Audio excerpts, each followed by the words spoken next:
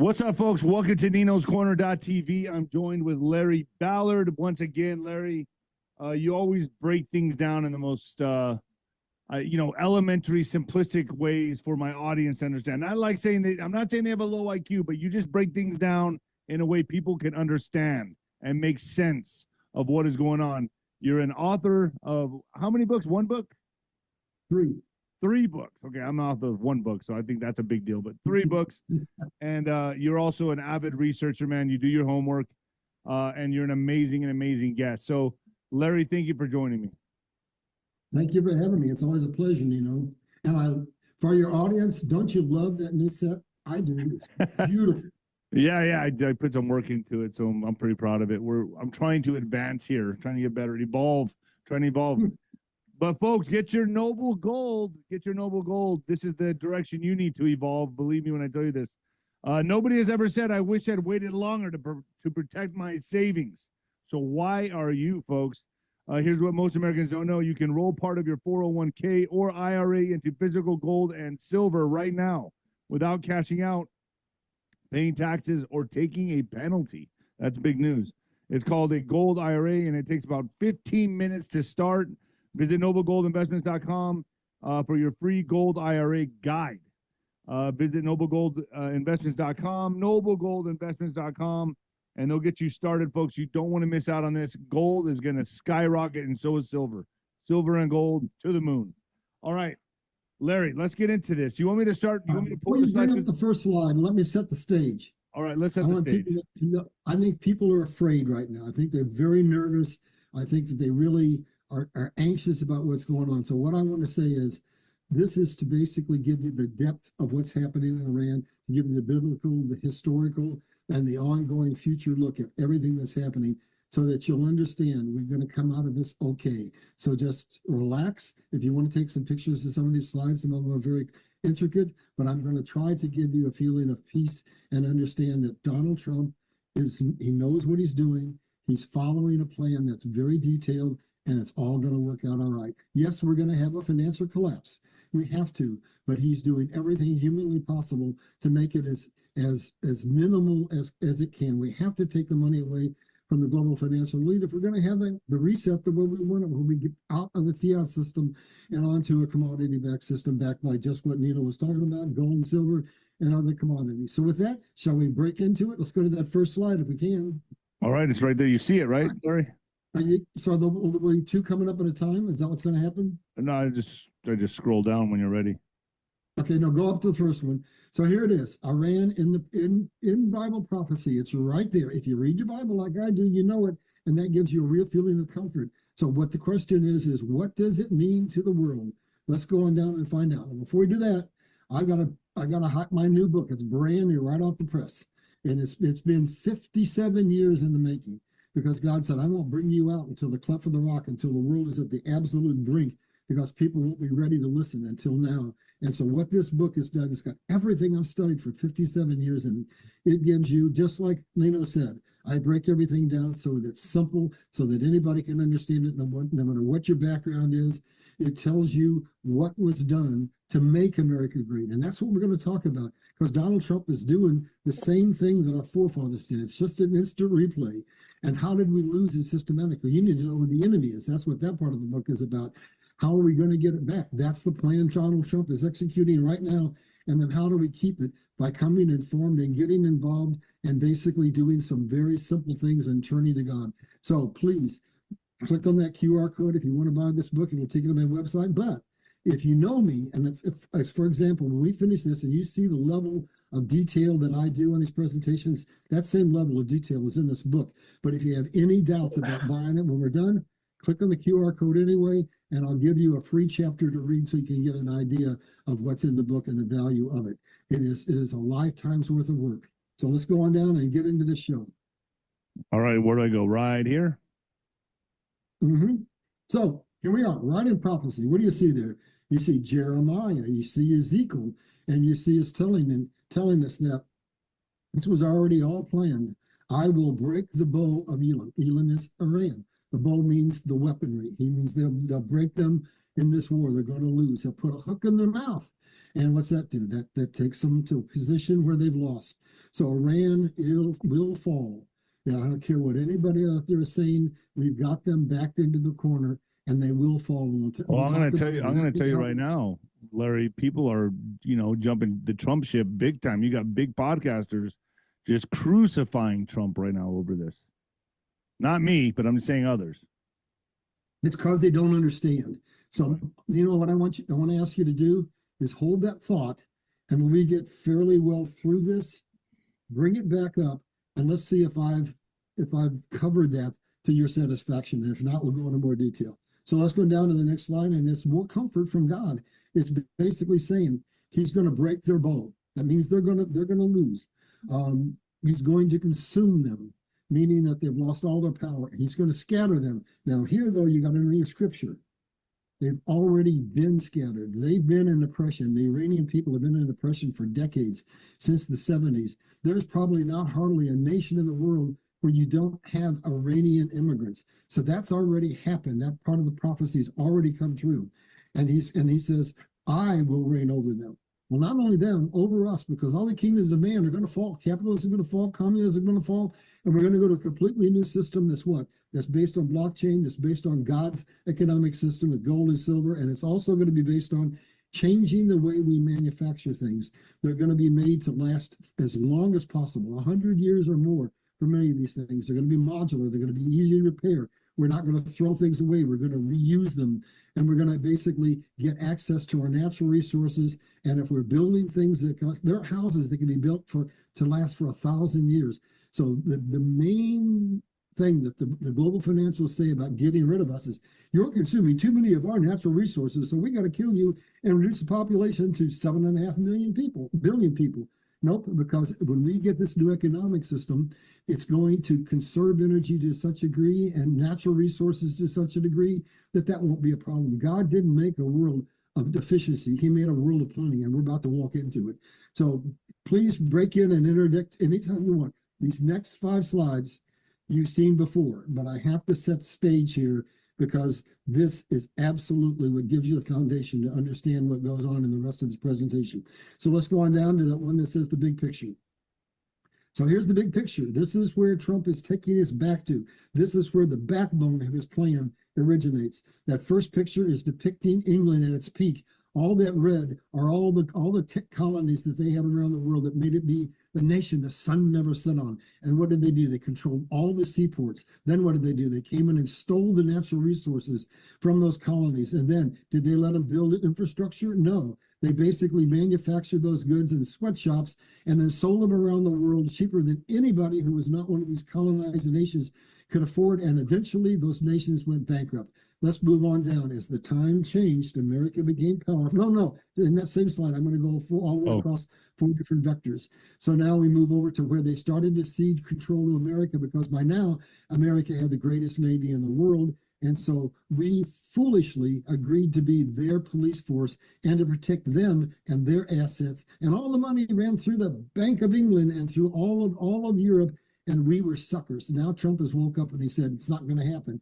So when that happened, we went into Britainwood. That was after World War II, and the world was decimated. England had come out of that, and everybody was just destroyed. And America was the only nation that we had abundant gold. We had abundant manufacturing. So the world said, we need stability. Will you be the world's reserve currency? And we said, yeah. And they said, there's one requirement. They got to back your dollar by gold. So if we bring in a $20 bill, they got to give us $20 worth of gold. Well, that worked up until 1971, when through orchestration by who? By our mortal enemy. Who is it? England. Nixon was forced into coming on the TV and saying, today I announce the temporary suspension of the conversion of paper U.S. dollars into gold. Well, folks, it's still going on. Nothing's ever temporary.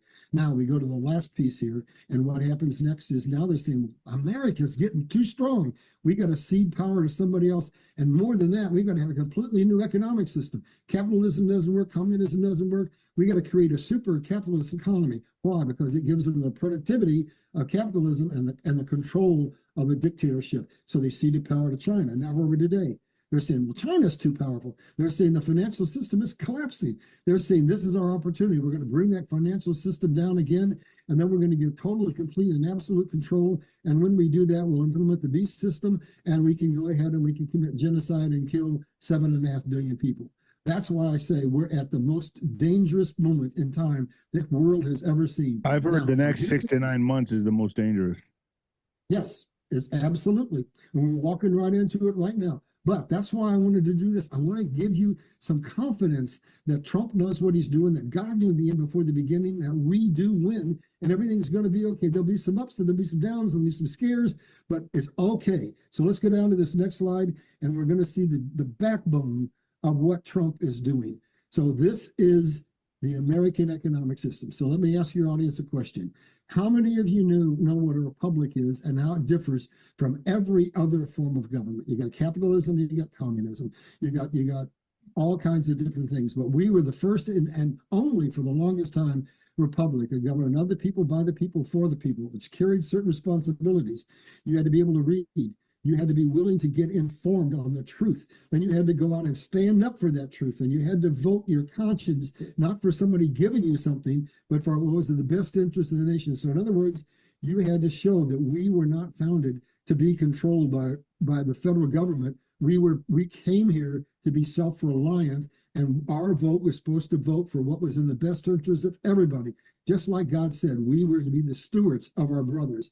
So that's the system that made us great. And then you need to know what the American economic system is, which I bet even fewer people know. That is the system that following the Civil War, made America the greatest nation in the world in 34 years. On its centennial anniversary, we announced America, now the youngest nation in the world, is the wealthiest nation in the world. So here's what we did. I'm going to read you 2 quotes, and then I'll elaborate a little bit. This is talking about what the American system is and contrasting it to the slavery system of Britain. It says 2 systems before the world. One is the English system. That's the British free trade slavery system. The other would be proud to call the American system of economics. Listen, the only one ever devised, the tendency of which was that of elevating while equalizing the condition of man throughout the world. That was from Abraham Lincoln's economic advisor, Henry Carey. And here he comes with another quote. He's saying, the British system. Now, I noticed, I put something in red. That British system, that control of that financial system was transferred over to China when they set up that new super capitalist communist economy, which was heralded in basically by the puppeted Jimmy Carter, the peanut farmer, who always grinned. Anyway, basically, he was told, drive America into a period of stagflation, and we'll basically gut their economy, and then we'll supercharge China. So here we go. Here's that quote. It said, the British system / Chinese system, is the most gigantic system the world has ever seen, and therefore it is that freedom gradually disappears from every country over which England / China is able to obtain control.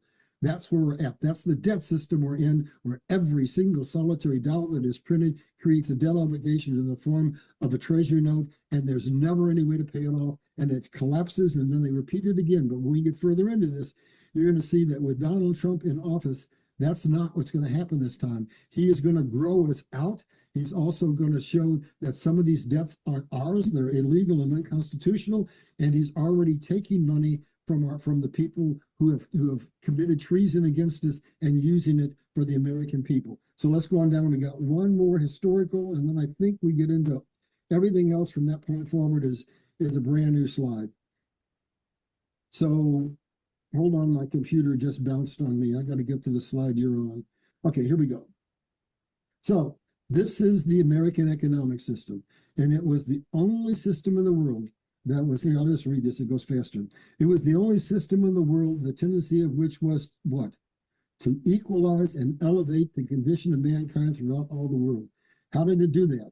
We, after the Civil War, and you got to remember, the Civil War was not about slavery. The Civil War is about the threat we made to the British free trade system, because America was rapidly becoming the greatest financial force in the world, the innovator of the Industrial Revolution, and we were threatening England. So the South was agrarian, and they needed to stay on those cheap goods, but the force of North wanted to go and modernize and break away. So they forced this thing, and then and then they made it look like it was about slavery. And where that entered into the equation was Lincoln knew that the people of England were against slavery. So he signed the Emancipation Proclamation. And that's where the confusion comes in, where people think this was about slavery when it was really about economics. And if you go back and do the history like I do, there were documents that were written that clearly said the following: we have to, absolutely have to break America into two equal parts, because if we don't, they will become so powerful that every aristocracy in the world will lose control, and they will be the most powerful nation in the world, and all the brain power of the world will go to America, and we will be as nothing. That's what they said. That's the cause of that war. That's what we allowed to be done to us. So let's go on down to the next slide. And hold on, my computer is not cooperating. Give me just 1 second. Okay, here's your proof. This is actually a pamphlet from a photograph of a pamphlet from 1776, where we held the official announcement that America, it's our bicentennial, we were 100 years old, and we announced America is now the wealthiest nation in the world. We had innovated the Industrial Revolution. Why? Because coming out of the Civil War, orchestrated by the British, two collapses, it did. We went bankrupt. And we said, we've had enough. That's it. We're over. And so we said, we're going to put a 50% tariff on Europe. Doesn't that sound like what Trump's been doing? Absolutely, yeah. We developed the transcontinental railroad system. Let me stop. Why? Because there are people who say, he who controls the money controls the world. But you got to go further into it.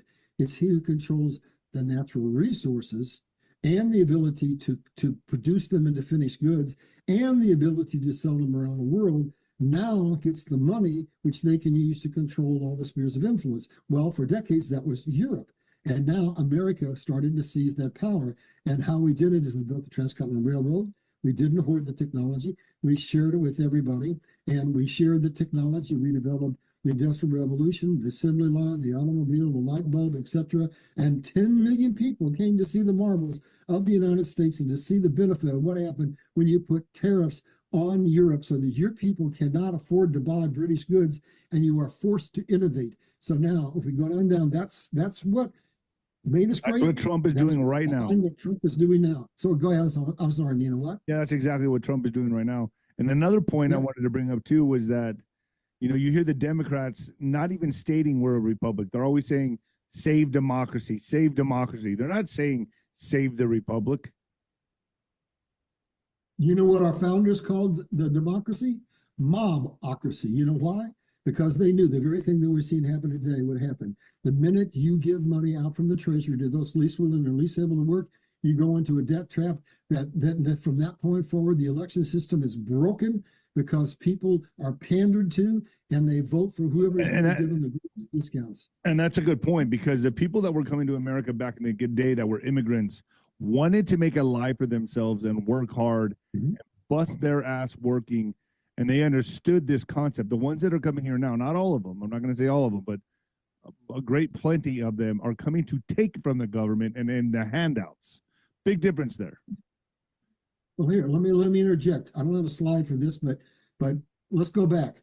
It was, I think, 1924 through 1964. America said no more immigration, legal or otherwise. Why? Because we have brought millions of people in, and they built our infrastructure, and we were now a really rip-roaring concern. But they were still coming by the droves, and they were poor, just like the original people. We couldn't afford to feed them. That's what we got now. With all these millions of immigrants that come in, they're breaking the banks, right? Well, there was more to it. The people who came all came from nations where there were hatred and they were divided, and they wanted to come together and live in peace and harmony, and they wanted to be ruggedly individual. Well, now what was happening is the people weren't necessarily wanting to integrate. And that's really what you've got now. When you got the Muslims coming in here, they have no intention of immigrating, of assimilating, and many of the people from all the countries. And so here's another thing you got to recognize, especially with the power that we have shown in the war that we've just been going through right now. I won't even call it a war because our wars are designed to last for decades. This is designed to go in and go out and to get the job done. But basically, we never ever had a situation where America demonstrated such dominance And so now the whole world's looking at us and saying, well, we understand. We probably can't defeat America in a straight up military battle. But if we can send millions of people in to attack from the inside as we attack from the outside, maybe they're vulnerable. That, folks, is what's happening with our border issue. You got comments to make before we No, no, no, no. I'm listening. Okay, let's go on down. All right, so this is the proof of what I've been saying. This is it right here. Look at those pictures and listen to what I have to say. It's 34 years later, 31 years later. And this is a speech that was by President McKinley, who, by the way, they killed over this very topic. He says, 31 years of protective tariff policy has by any test measured by any standard vindicated itself, meaning they vindicated the tariffs. And he goes on to say that America is now #1 in agriculture, mining, and manufacturing. And folks, that is the basis of all wealth. If you control the resources, the agriculture, the mining, and the manufacturing, you're the top dog in the chain. And that's what America became in 31 years, using tariffs, using technology, developing the Industrial Revolution. And now with what Trump has done, we're going to do that on steroids because we were starting from scratch and innovating from nothing. When he first came in his first term, he saw to it that the Chevron decision was heard and that now we have 5,915 of the most extraordinary patents you could ever imagine that are sitting, waiting for us to implement. And then he reversed everything that they had in China. The money went out from here to China under the Carter administration, and now it's coming back in. $18 million committed, but there's some things that have to happen before that money becomes real and spendable and builds factories. So what did he have to do? He had to basically see to it that the tariffs were codified so that they weren't part of an executive order. So people say, oh, now we can go into America and we can spend. And then we get further down, you're going to see to it that he's basically neutering Congress. So they're not going to be able to say, you can't build this infrastructure, you can't build that factory, you can't do this, you can't do that. When we get down to the end of this, I got a big birthday present for you. He has circumvented them, and these factories will be built. And when the time comes, the silver will be there, and America will build itself out of this depth that we're in. And we will once again repeat what we did following the Civil War. America is not going to be the sole economic power of the world. That day is gone. There's not going to be a unipower world, but we will be at the top of the pecking order, and then there'll still be a place for Russia, for China, for India, etc. But we will still come out of this as the dominant force in the world militarily, and the dominant force in the world economically, and especially the dominant force in the world from an innovation standpoint. That is the beauty of living in America, and that's what Donald Trump is doing. And it's not a guesswork. It's exactly what made us great in the first place. So let's go on down to the next one. So this is the piece of history you need to understand. We became more powerful than England. And what was happening was, this is a very important story that most people don't know. Our best friend in Europe going into World War I was actually Germany, because Germany adopted the American economic system more aggressively than anybody else in the world. They were building unbelievable factories, had assembly lines. They were undercutting the cost of England, and basically a real threat. And then Russia was building the Transcontinental Railroad, going across Russia, come across the Bering Strait with a series of bridges down through Alaska into North America. McKinley was supporting a railroad to go down to Mexico, to Latin America, all the way to the tip of South America. They were going to bring a railroad across the Bering Strait into Africa, and only Australia would have been isolated. And wow, England stood up and said, oh my God, they're about to end our control of all the seaports, of all the world trade, and they're about to change the entire global dynamics. We have to start a war. So they orchestrated World War I over a 24-year period. And when it came time to do the war, by then we had a bunch of politicians that were puppeted by Britain, and they came to us and says, you can't come into this war on the side of Germany. No. You have to come to this on our side. And here's why. Here's what you're going to get. This war will be fought on the mainland of Europe. We are on an island. We will be affected. All of our resources come from all around the world. We're going to come out of this just fine. But all those railroads are going to be gone, and all those factories are going to be gone. But guess what America gets? You get to make all the manufacturing. So military industrial complex, get ready to get rich. And when it's done, hey, the Black Rocks that were to emerge, get ready. You're going to rebuild Europe. And when you come out of it, you're going to be the most powerful nation in the world. That's what we did. We changed sides. We became a Judas goat. And instead of going into that war on the side of Germany, we went on the side of Europe. and we crushed them, and that stopped the momentum of the American economic system. Comments, Nino, before we go on? No, let's roll. This next one is important, so pay attention, folks. It's like I'm getting a history lesson take a here. picture of this slide. I'm getting a history lesson here, and I'm learning a lot, Larry. Good. All right, here's the new world. This is the new world order according to Donald Trump, not according to the bad guys. So he's reinstating the Monroe Doctrine. And what does that mean? It means, hey, China, your invitation is pulled. Russia, your invitation is pulled. Get the heck out of our hemisphere. And so what's he doing? He's going back to the very foundation. He says the first thing you got to do is control the sea routes. Well, originally, Greenland wasn't important because it was all frozen. But now it could be the fastest route over to Europe and Asia. So we had to get Greenland. Plus, they got lots and lots and lots of natural resources. And there's another reason that I think that most of your audience hasn't thought about. We're going into supercomputers and AI and nanotechnology and so forth, and it requires a lot of energy and it requires a lot of water to cool it. So there's two places in the world, the optimal places to put those. You got any idea where? Tell me. Outer space and Greenland. Greenland. Oh, I know. Yeah, Greenland. Absolutely. Outer space. Put it on an ice cap. So that's another reason we had to have Greenland. So everybody called him crazy, and Europe came against him and so forth. Panama Canal, both ends of it were controlled by China. Not anymore. We control it. We control Greenland. We got the deals that we wanted, that everybody said he was crazy. And you think we're friends with Canada? Think again. Canada is still under the crown. Why do you think they sent fentanyl down across the borders? Why do you think they allowed Chinese to come onto their soil and train? Because they're actually controlled. Carney and that administration, the people are our friends, but Carney and the administration are controlled by England. And basically they have kept all the Western resource-rich nations, provinces in poverty. And so now they're beginning to revolt. And when Trump talks about come join us, hey, it might be a reality. Alberta has already said, we want to join America. And they had to get signatures. They've got them. Now we're going to have a referendum and get a chance to vote whether they want to join America. And I'll tell you, all the rest of the eyes of the resource-rich provinces are looking to see if they can do it, we can do it. And it's not beyond the stretch of imagination to say that one of two things will happen. Either Canada is going to become very friendly with us, or it's going to be annexed by the United States, either province by province. But basically, we are going to become friends with them. We're going to help them. They need us, and we're going to treat them fairly, and the whole relationship is going to change. You think Mexico is our friend? Guess who founded them? The Spanish. And who are the Spanish? The Spanish are the people who stole all of the gold and silver out of the United States and Mexico and Latin America. And basically, are any of these Mexico, Latin America, South America, are they sovereign nations? Not a one. Why? It's our fault. Because we used, puppeted by England, we did Western hegemony and kept those nations in poverty. We took their resources and thank you very much, and we left them in poverty. We didn't build the infrastructure for them. And so basically what happens?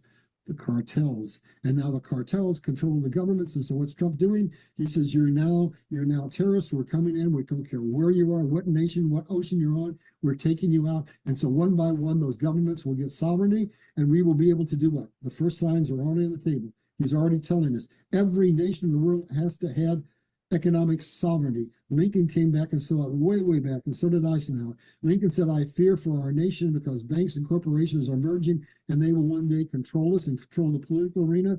And then Eisenhower came in and said, is there any man, any woman, any child that doesn't understand the principal cause of war in the world is lack of economic parity? So what's Donald Trump said? We're going to have economic parity. So what's he doing? Is there anything he's already done that shows that he's going to do that? Yeah, Argentina was about to have a catastrophic bond collapse, and he bailed them out.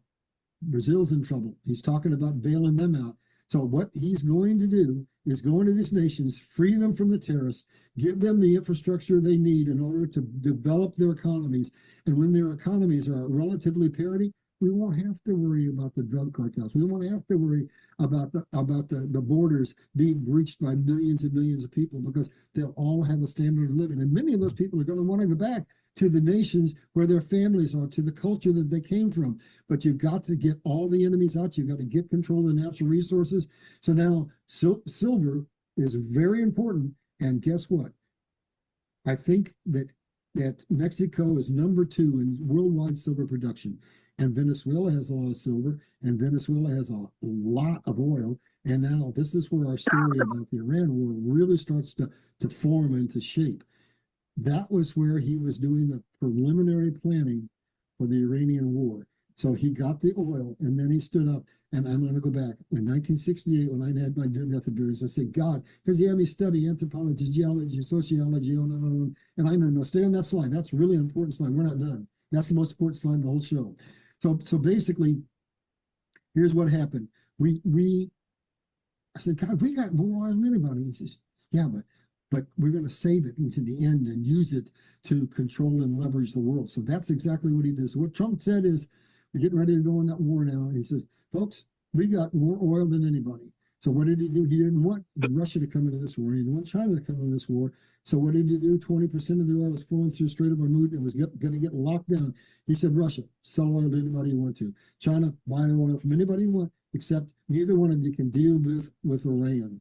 So basically, he kept them from coming in because he kept them from reaching a point of desperation that would force them to come on, and he used the oil squeeze to do it. Now, let's go on and see how the rest of this world is emerging over the next 10 years. No, stay on this slide. I'm just going from continent to continent. So now let's jump over to Europe, and they've been outed because we paid for their military support for eternity, right, under NATO. And we said, okay, NATO, this is important. We've got to get control of the world's oil. We've got to stop these perpetual wars that have gone on our entire lives. We need you to come in and help us. And they said no, right? And Trump began to out them. And then what? London said, we're not going to insure. And so basically the ship stopped. And basically Trump started goading them and so forth. And then the king comes over. And what does the king do? This was an out. He's been flipped. He stands before Congress at a time when Trump has just about got the Ukraine-Russian war settled. And he says, hey, America, you need to send more money over in support of Ukraine. And so basically that was a capitulation to it, a second capitulation to it when the king came over here. So what's happening? He is sending us every signal is saying we're disconnecting from Europe. Give us a little time. We're going to be out of the UN. We're going to be out of NATO. We're going to be a self-sufficient nation that defends on our Western hemisphere, and we're not going to support you militarily. So basically, the eviction notice has been given to Europe. Then you go to Russia, and Russia has been decimated financially. But what Trump has done is given them an opportunity to get back on their feet because now oil has gone up tremendously, and he said, "Hey, I'm going to take most of these sanctions off so that you can make some money." And now, from what I understand, Putin and Trump have talked and had a conversation, and they both agree that the collusion between Ukraine and Europe is what made this war go on so long. And basically, Putin said, I'm ready. I'll come to the table. We'll talk. And so Russia's got financial difficulties. So that's part of why they didn't come into this war. And then China is fractionalizing. Europe is fractionalizing. Russia is fractionalizing.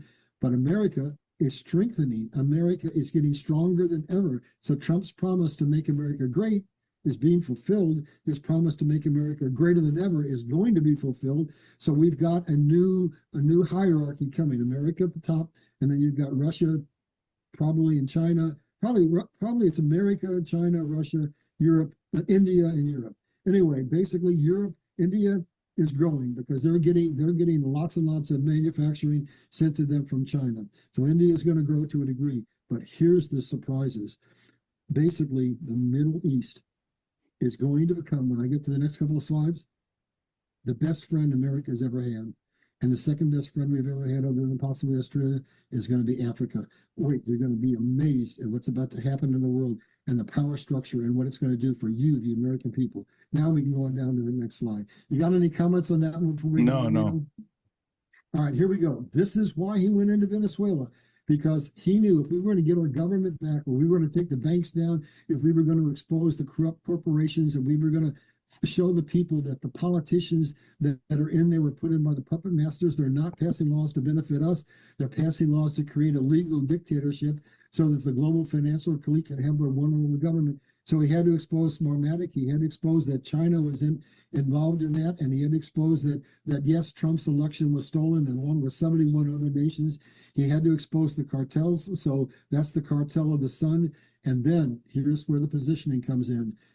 He came in there to get that oil so that he could do that oil squeeze to squeeze Russia, to squeeze China, to squeeze Japan, so that they would all be brought to their knees and have to help us change the entire economic system of the world and make us no longer dependent on oil from the Middle East. And you're going to find out how that's going to happen in the next couple of slides.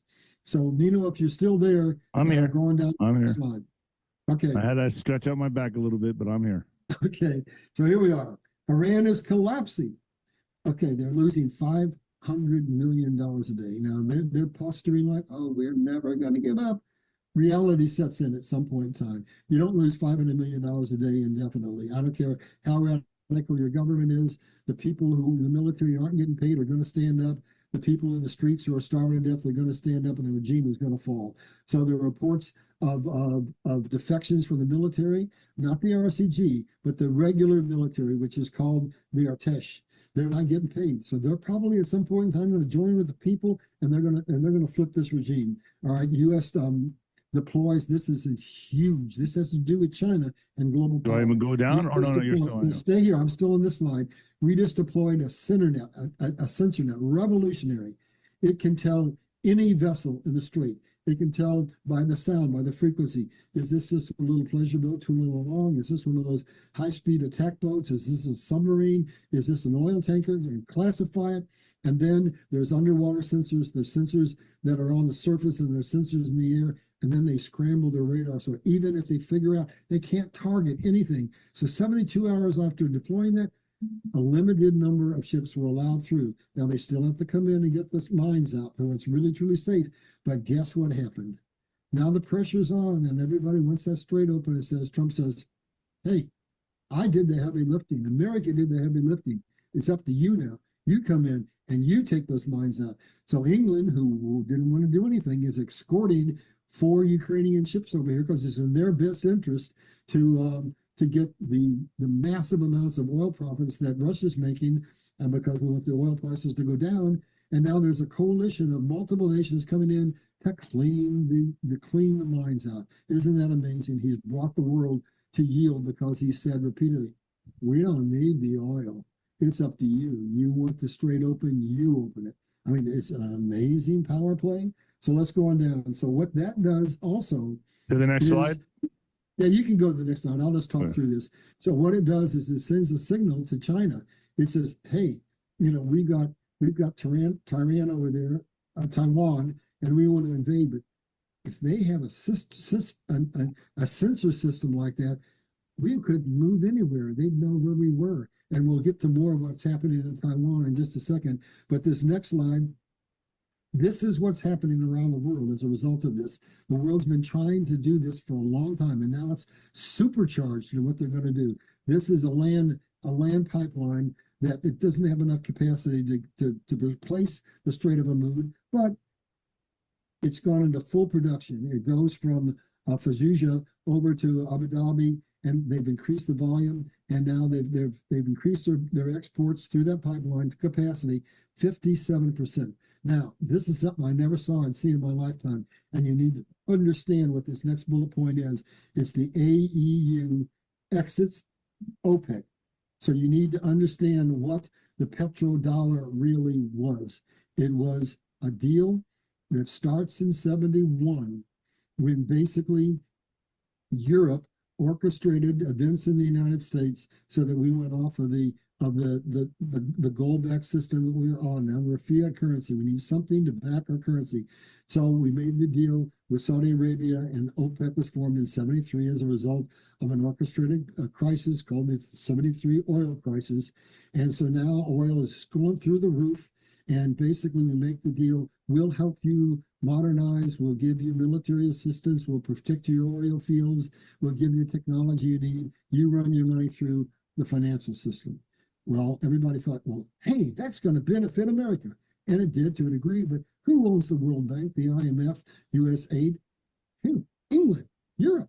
So it benefited them more than it did us. It was them orchestrating the situation of slavery that's kept us in slavery all this time.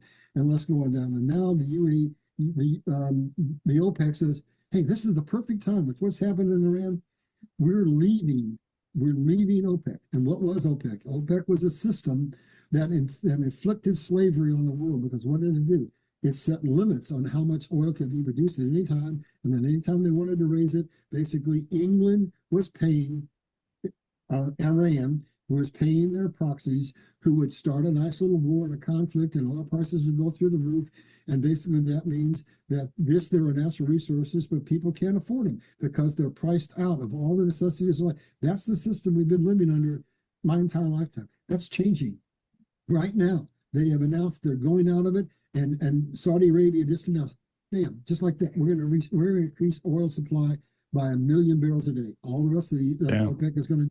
And so once this war is over, here's where the good news is. Yes, prices are high now, but once it's over, supply and demand take price, and financial and threat determines price. So the threat is, I'm going to get to that in a minute, it's going to go way, way, way down. The oil supply is going to go way, way up, and that means the whole threat situation in the Middle East is gone. The ability to drive those prices up and keep us from being able to afford the necessities of life is about to be taken away. And the world is about to change and go into a period of peace and prosperity predicted by the Bible, but those very slides we saw when we opened this, where it said, it's going to be my kingdom, God's kingdom, and I'm going to usher in peace and prosperity. And that's exactly what's happening. Let's go to the next slide. And now we're going to see another geopolitical event that people maybe don't really fully understand. It's time China is collapsing. I was in China when Tiananmen Square happened. I had been in that square 2 days before. The day it happened, I was on the Great Wall. I spent multiple different more weeks there, and every place I went, I was scared stiff because there were military every place with Tommy guns. But I was there, and I was listening to the people. I was seeing what was happening, and there was a process going on where the whole government practically collapsed because they killed all those kids. And finally, an agreement was made. If you will agree to live under communism, we will agree to give you full employment and bring you your standard of living up to middle class standards. Well, that's gone. That's gone. They have basically created a Ponzi system with the real estate, and it's absolutely collapsed. And that's where most of the people's retirement money was gone. So the retirement money is gone. The job market's got in the youth sector about a 50% unemployment. China is absolutely falling. And then go over to that picture at the top. That relates to their grand plan to become the greatest nation in the world. It's the plan America's fallen apart. That's called the Belt and Road Initiative. There are as many advantages that China had in terms of controlling some of our pharmaceuticals and controlling some of the chips and controlling rare earth. They have Achilles heel. God always knew we were coming to that moment. They have 70% of their oil that comes in through three.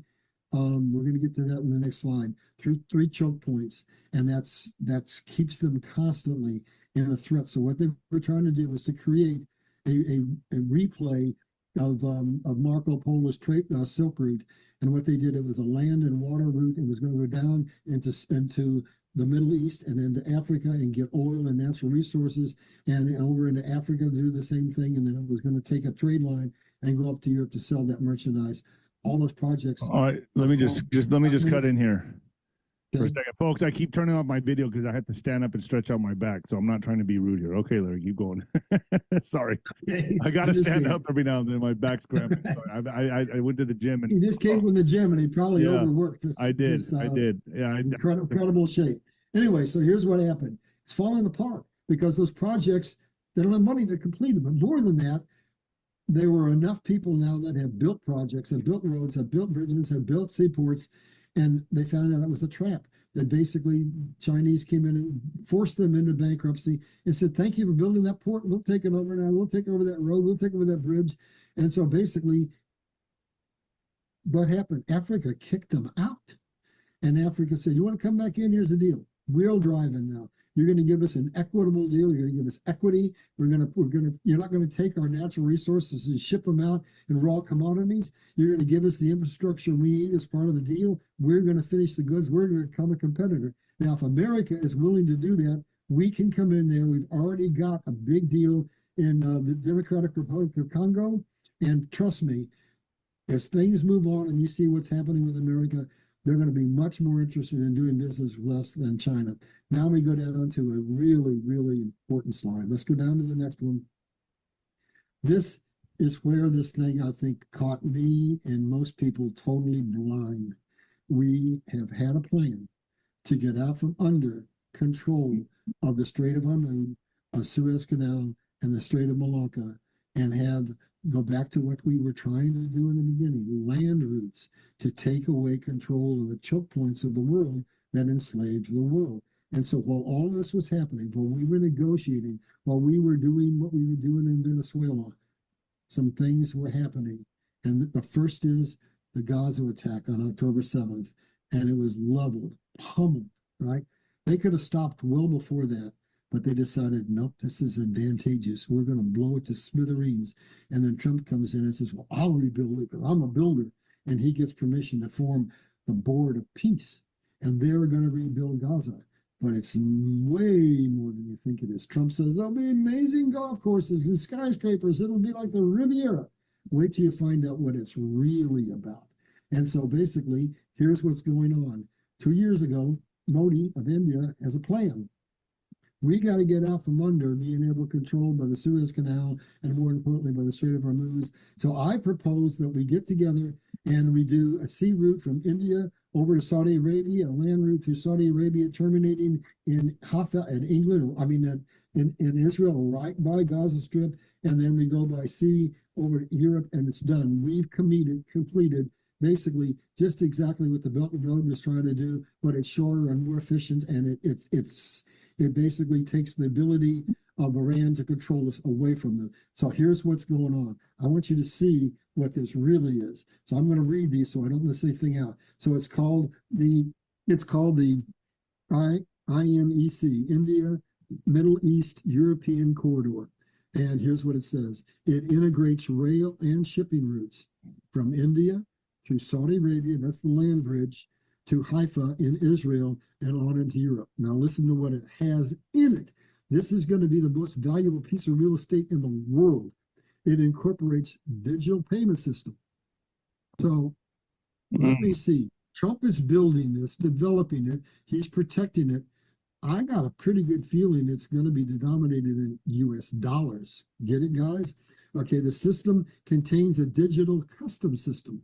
Now that's Elon Musk. And what happens is they come over those ships and drones drop down, scan those containers, and they're off and onto the railroad in no time. When they get to the other end, they're scanned again, and the whole system is absolutely, totally efficient. But there's more. It's got fiber optics.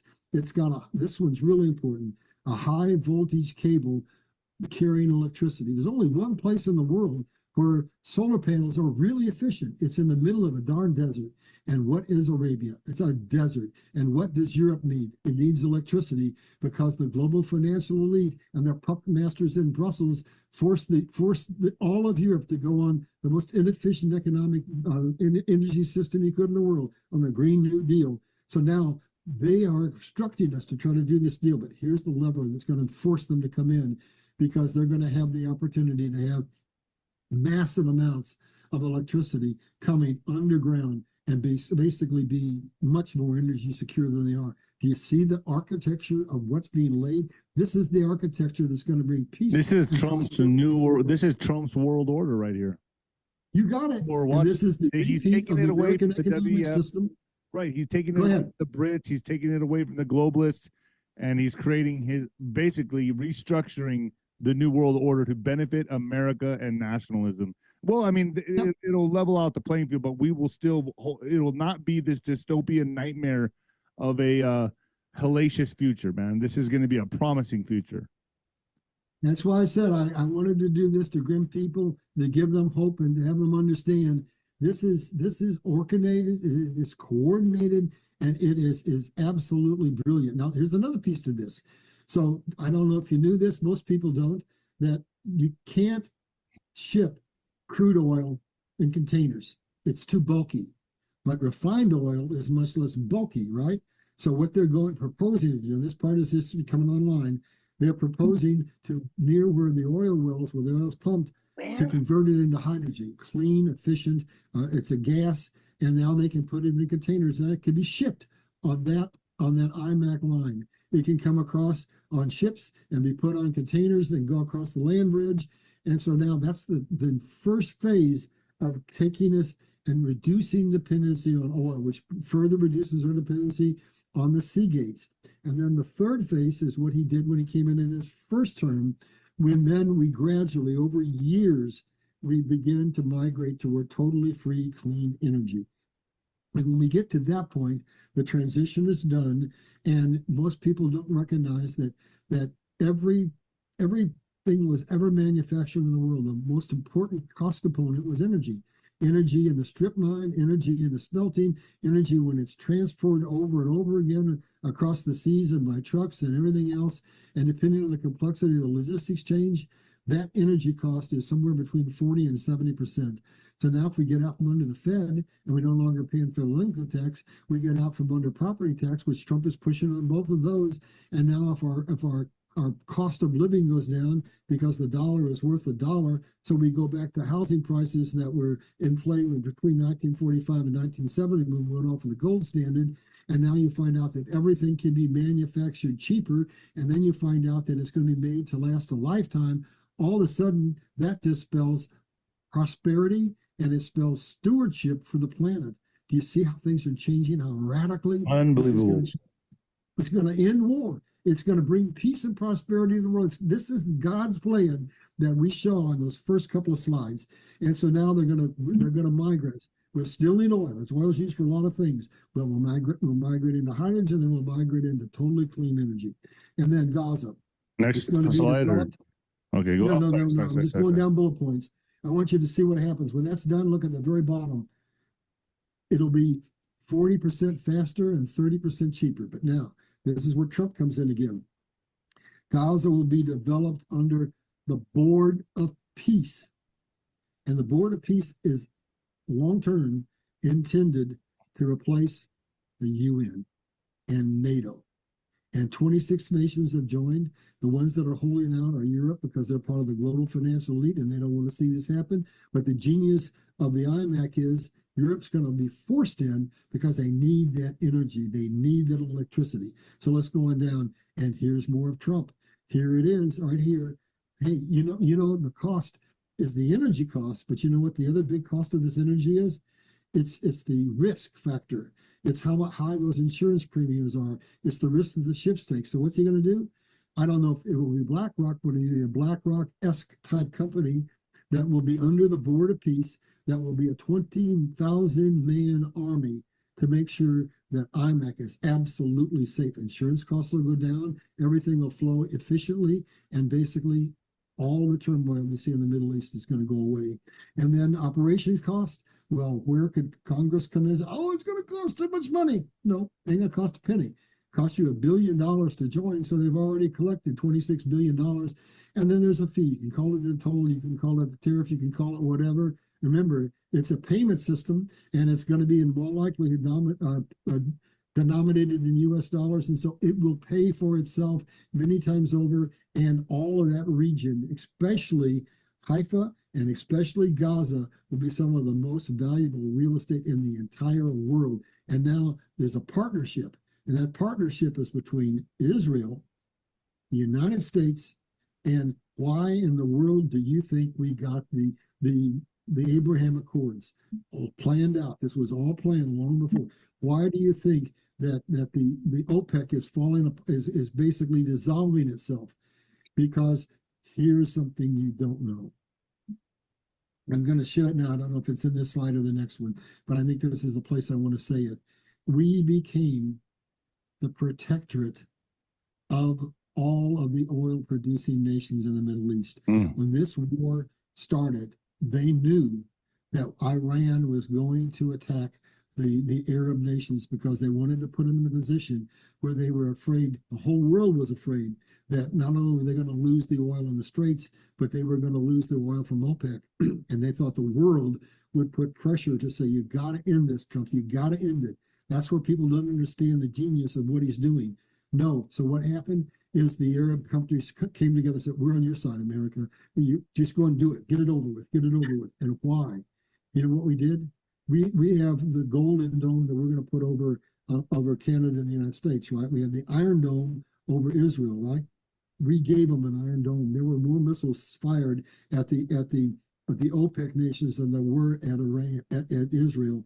We protected them. We gave them the Iron Dome. And that was all part of planning from a long time ago when they were in there. Why do you think Kirshner? Larry, is the I gotta get absolute- going. I gotta hurry this up. Can we get through the slides, please? Okay, yeah, okay. Thanks Here, for time I'll now. skip it. I got company coming over right now, so I didn't know it was gonna All go. right, so 1971 is when basically we went off the system. British orchestrated creation of a super capitalist communist economy. Right now, the proof that we're disengaging from Europe is that we've already gotten out of 5,000 troops have been pulled. We're going down to the next slide. And I'm here. This one or the next one? we're almost done. So now here's where that money comes from. Go to that bottom slide. I'll just stop on the one point. Basically, the Department of Defense now has an Office of Strategic Capital, and that has been funded initially with $210 billion. Congress can't stop us. That's just seed money to get these projects going, to get these factories built, and then they'll go out to the private sector and get the money. So here's your execution of your plan. And here is basically me saying you don't need to worry about bricks, and I'll just make it real simple. We have gold. With the at the opportune time, we'll go in and we'll go on a gold system. Russia's pulled out the pressure from us. India's pulled out. China's in trouble. What's that leave? The two principals that are left are Brazil, that's in trouble financially, and South Africa. Don't worry about BRICS. BRICS is not going to take over the United States. So they're not a threat. We're gonna still come out of this being 50 to 60% of all commerce is going to be traded in US dollars. Let's go down and we'll wrap it up for you real quick here, Nino. So the last two slides, here it is. Bottom line, if you go to the next, going down, one more, going down. So the most important part of this is, on top of everything else, what Trump is doing on that one with all the circles there.